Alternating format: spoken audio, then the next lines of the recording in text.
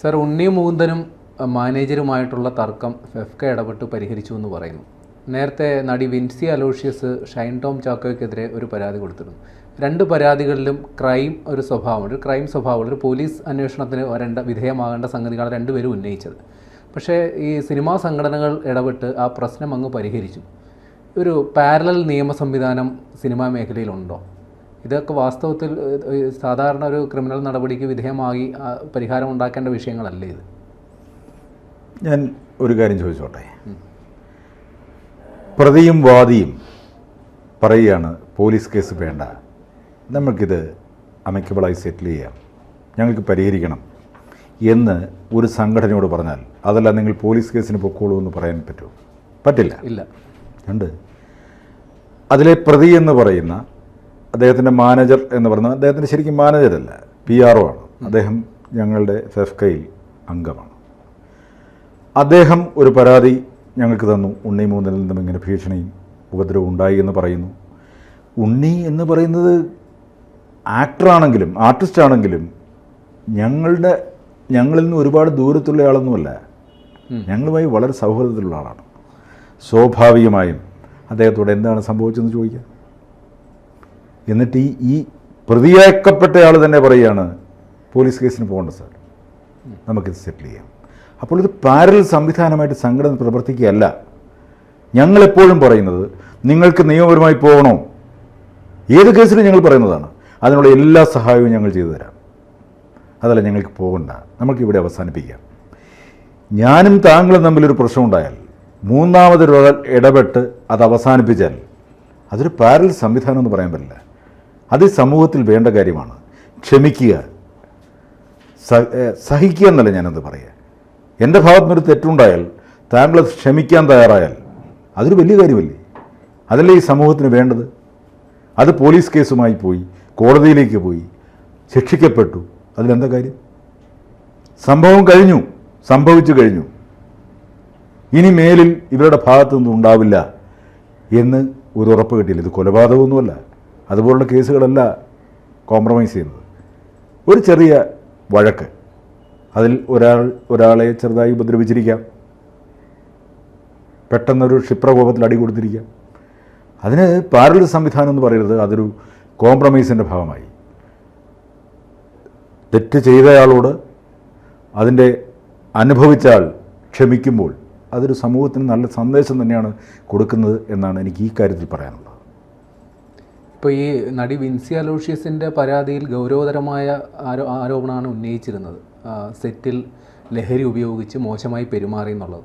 അത് ഈ ഒരു സന്ധി സംഭാഷണത്തിൽ പരിഹരിക്കേണ്ട വിഷയമാണെന്ന് തോന്നുന്നുണ്ടോ? അത് ഒരു ഗൗരവതരമായ സംഗതിയല്ലേ? വിൻസി അലോഷ്യസ് ഒരു ചർച്ചിൻ്റെ പരിപാടിക്കിടയിൽ ഈ ലഹരി വിമുക്ത എന്തോ ഒരു മീറ്റിംഗ് ആയിരുന്നു, ഒരു സമ്മേളനമായിരുന്നു.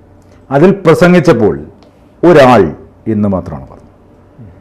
പിന്നീട് പലപ്പോഴും പല ഇൻ്റർവ്യൂവിലും ആരാണെന്ന് ചോദിച്ചപ്പോൾ പേര് പറയാൻ ഞാൻ ആഗ്രഹിക്കുന്നില്ല എന്ന് പറഞ്ഞത് ആ കുട്ടി തന്നെ അത് കേസിന് പോകാൻ താല്പര്യമില്ലെന്നാണ്. ഇപ്പോൾ ഹേന കമ്മിറ്റിയിൽ SIT എടുത്ത 34 കേസുകൾ എന്തുകൊണ്ടാണ് ഒഴിവാക്കിയത്? ഇരകൾക്ക് താല്പര്യമില്ല. അതിന് പുറത്ത് പറഞ്ഞു വരുന്ന എന്താണ്? അത് പവർ ഗ്രൂപ്പ് അവരെ ഭീഷണിപ്പെടുത്തി ജോലി കിട്ടുന്നില്ല. അല്ല, വിൻസി അലോഷ്യസിനോട് ഒരു സംഘടനയും പറഞ്ഞിട്ടില്ല, ഭീഷണിപ്പെടുത്തിയിട്ടില്ല. ആ കുട്ടി പറഞ്ഞു ഇതിൻ്റെ പൊല്ലാപ്പുകളൊന്നും വേണ്ട, എനിക്കങ്ങനെ ഉപദ്രവമൊന്നും നേരിട്ടില്ല, വാക്കുകൾ കൊണ്ടുള്ള ഉപദ്രവം, അല്ലാതെ ഭീകരമായ ഒരു ഉപദ്രവവും പീഡനവും ഉണ്ടായിട്ടില്ല.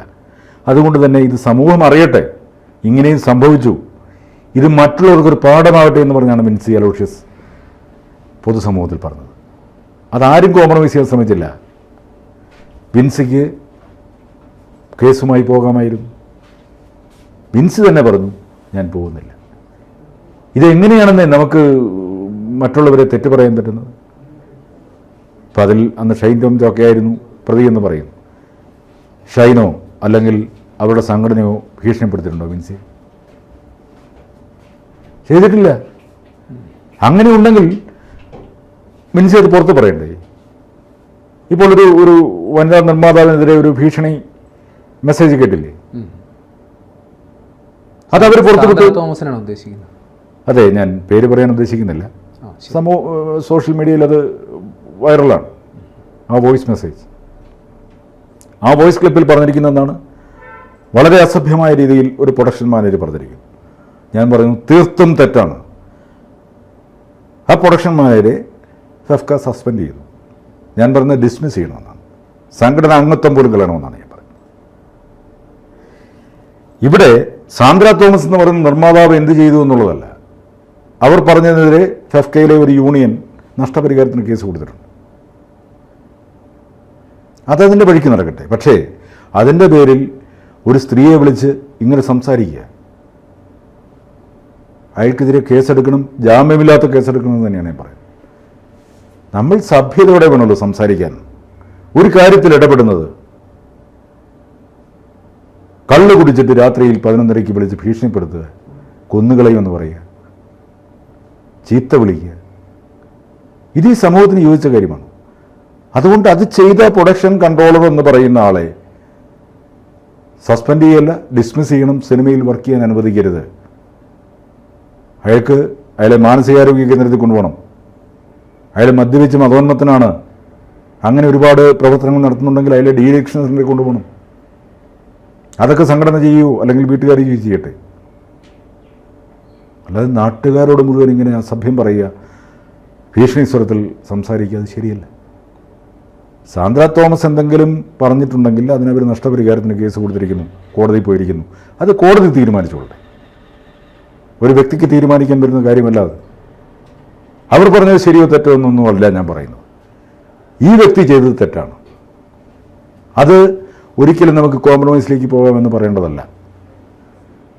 അത് അങ്ങനെയുള്ളവർക്ക് ശിക്ഷ കൊടുത്താലേ മറ്റുള്ളവർക്കത് പാഠമാവും. എന്നാൽ ഇവിടെ ഉണ്ണി മൂന്നിനും മാനേജരും തമ്മിലുള്ള പ്രശ്നം രണ്ട് പുരുഷന്മാർ തമ്മിലാണ്. അവിടെ മറ്റു തരത്തിലുള്ള ഒരു രീതിയിലുള്ള പ്രശ്നവും വരുന്നില്ല. അത് കോംപ്രമൈസ് ചെയ്യപ്പെടാം. അവർ തമ്മിൽ പിന്നെ റീയൂണിയൻ അതൊന്നും വേണ്ട, അവർ തമ്മിലൊരു ബിസിനസ്സും കച്ചവടം വേണ്ട. പക്ഷെ മുമ്പോട്ട് അതിൻ്റെ പേരിൽ ഒരു പ്രശ്നമുണ്ടാകാതെ പോകേണ്ടത് ചിലപ്പോൾ സംഘടനയുടെയും ആവശ്യമാണ്. അതിനുവേണ്ടിയായിരിക്കണം സംഘടന ഇടപെട്ടിരിക്കുക. ഇപ്പോൾ ഈ ശ്രീനാഥ് ഭാസി പ്രമുഖ ഒരു യുവ നടനാണ്.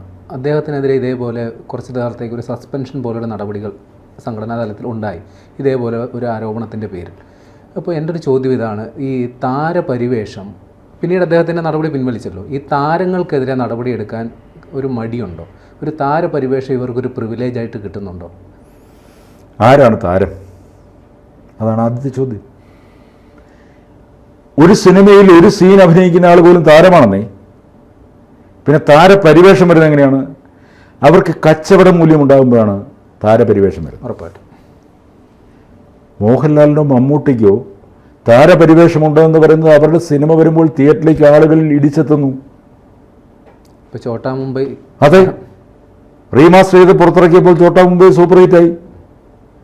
അപ്പോൾ അവരുണ്ടാക്കി വെച്ച അവരഭിനയത്തിലൂടെ സമൂഹത്തിന് നൽകിയ ചില നല്ല കഥാപാത്രങ്ങളുണ്ട്. എന്നാൽ പിന്നീട് ഇങ്ങോട്ട് വന്ന ചെറുപ്പക്കാർ, ഞാനീ പറയുന്ന ശ്രീനാഥ് ഭാസി നല്ല നടനാണ്. ഈ ചെറുപ്പക്കാരിൽ എല്ലാവരും നല്ല നടന്മാർ തന്നെയാണ്. പക്ഷേ അവരെ കൺട്രോൾ ചെയ്യാനോ ഗൈഡ് ചെയ്യാനോ ആളില്ല. ഒരു പരിധിവരെ ഇവർ സിനിമയിൽ 1-2 സിനിമകൾ വിജയിച്ചു കഴിയുമ്പോൾ അവരുടെ കുടുംബാംഗങ്ങൾ വരെ അഹങ്കാരത്തിൻ്റെ ഒരു അവസ്ഥയിലേക്ക് പോകും. ചില നടന്മാരുടെ മാതാപിതാക്കൾ തന്നെ സെറ്റിൽ വന്ന് മോണിറ്ററിന് മുമ്പിലിരുന്ന് ഡയറക്ടറോട് കമാൻഡ് ചെയ്യുന്ന അവസ്ഥകളുണ്ടായി. ഫൈറ്റ് ചെയ്യുമ്പോൾ അവനെ സെൻറ്ററിൽ നടത്തണം, അവൻ 2 പേരെ അടിച്ചിടണം എന്നൊക്കെ പറയുന്ന കഥകളുണ്ടായിരുന്നു, സംഭവങ്ങളുണ്ടായിരുന്നു. ഇതേ സാമൂഹിക ബോധവും തൊഴിലിനോടുള്ള ഒരു അഭിനിവേശവും പാഷനും ഒക്കെ ഉണ്ടാകണം. അഹങ്കാരം എന്ന് പറയുന്നത് ഉണ്ടാവരുത്. ഈ ആത്മപ്രശംസയൊക്കെ ഉണ്ടാവാം. അഹങ്കാരം എന്ന് പറയുന്ന ഏതൊരു വ്യക്തിക്കും വന്നാൽ അത് നടനാവണമെന്നില്ല, സംവിധായകനായിക്കോട്ടെ അല്ലെങ്കിൽ ഏത് മേഖലയിൽ പ്രവർത്തിക്കുന്നവരായാലും അഹങ്കാരം വന്നു കഴിഞ്ഞാൽ അവൻ്റെ തകർച്ച അപ്പോൾ തുടങ്ങി. അതാണ് യുവതലമുറയിലുള്ള പലരെയും നമ്മൾ കാണാൻ കഴിയുന്നത്. ഞാൻ പേര് പറയാതെ തന്നെ ഈ വീഡിയോ കാണുന്ന ജനങ്ങൾക്കറിയാം. പെട്ടെന്ന് സിനിമയിൽ നിന്നും പുറത്താക്കപ്പെട്ട ചിലർ, പിന്നെ മാനേജർമാരെ വെച്ച് റെമുനറേഷൻ പറയുന്ന നടന്മാർ, കഥ കേൾക്കാൻ മറ്റൊരു മാനേജർ. ഇതെന്നാണ് സിനിമയിൽ ഇതൊക്കെ ഉണ്ടായത്? മലയാള സിനിമയിൽ ഈ കൊച്ചു കേരളത്തിലെ പാവയ്ക്ക വലിപ്പമുള്ള ഈ കേരളത്തിലെ വളരെ ചുരുക്കം ജനങ്ങളെ സിനിമ കാണുന്നുള്ളൂ. 3.5 കോടി ജനങ്ങളുണ്ടെന്ന് പറയുന്നത് ഏറ്റവും സൂപ്പർ ഹിറ്റ് സിനിമ കണ്ടത് 48 ലക്ഷം പേരാണ്. ഞാൻ തമിഴ്നാട്ടിലോ കർണാടകയിലോ തെലങ്കാനയിലോ ഒന്നും അതല്ല സ്ഥിതി. അവിടെ ജനങ്ങളുടെ ഒരു ഭാഗമാണ് സിനിമ. അവർ സിനിമയെ ജീവിതത്തിനൊരു ഭാഗമാക്കിയിരിക്കുന്നു. കേരളത്തിൽ അങ്ങനെ അല്ല. അത് ഈ നടന്മാരും സിനിമാ പ്രവർത്തകരും മനസ്സിലാക്കണം. അപ്പോൾ ഉണ്ണിമൂതനും മനസ്സിലാക്കണം, ഉണ്ണിമൂതൻ്റെ മാനേജരും മനസ്സിലാക്കണം. ഒരു കഥ കേട്ടിട്ട് എനിക്ക് ഈ കഥ ഇഷ്ടപ്പെട്ടില്ല, അത് ഞാൻ ഇപ്പോഴും പറയുന്നു. പൃഥ്വിരാജ് നേരിട്ട് കഥ കേൾക്കും, ചേട്ടാ എനിക്ക് വർക്കായില്ലേ കഥ, ഓക്കെ, നമുക്ക് വിഷമമില്ല. ചിലപ്പോൾ അയാൾക്ക് കേട്ടപ്പോൾ ആ കഥാപാത്രം ഇഷ്ടപ്പെട്ടില്ലായിരിക്കും. എന്നാൽ ഇത് മാനേജർ കേട്ട് 6 മാസം ആ കഥയായിട്ട് നടന്നു. മനസ്സിലായി? ഇതാണ് സിനിമയിൽ സംഭവിക്കുന്നത്. അതുകൊണ്ട് എല്ലാവരും പഠിക്കുക, എല്ലാവരും ചിന്തിക്കുക.